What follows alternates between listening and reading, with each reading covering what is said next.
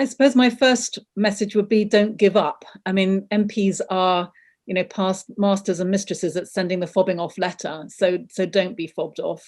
Keep coming back. If you're contacting them by email, do remember to put your postal address, because nothing concentrates MPs' minds more than remembering that the person contacting them is their constituent and therefore has a role in whether or not they get re-elected. Whereas in email, sometimes it's very easy not to remember to put your postal address, so they don't know if you're actually a constituent, and therefore they don't know whether you've got some more influence over their future.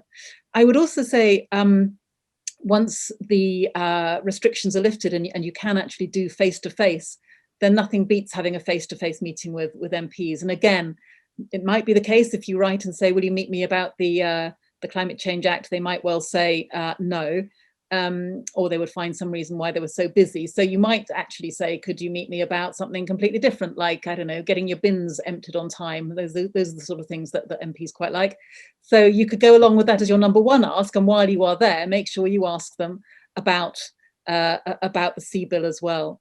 But I think that maybe one of the most important things to do is to demonstrate that this isn't just you as one person asking this, to try to, be active in whatever groups you are already active in your communities, whether that's school governors or whether it's the Women's Institute or whether it's, a rowing club, whatever it is, that sense that the person actually eyeballing their MP is someone who represents a group of interests, and therefore not just one voice, but many voices. I think that can make a difference too.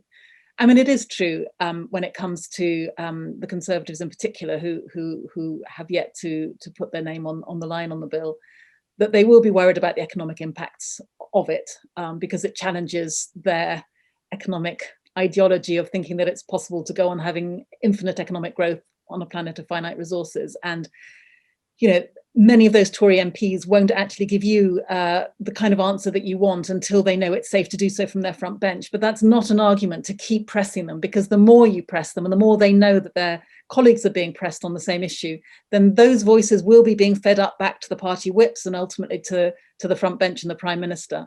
And so I guess I would just simply say the fact that you're continually getting letters back that seem to be fobbing you off or not being interested doesn't mean that they're not having an impact. They will, and they do, and they stack up. And eventually you don't know which letter it's going to be or which contact is going to be that actually switches things. But things do go in that way. And I noticed Charles Secret in the chat was remembering how, practically all private members' bills that have ever become law will have gone through the process we're describing now, where people do get a bit downhearted and think, well, if my MP isn't sympathetic, then do I need to go and do something else? And the answer is no, you need to do the same thing and more, and get more colleagues alongside you.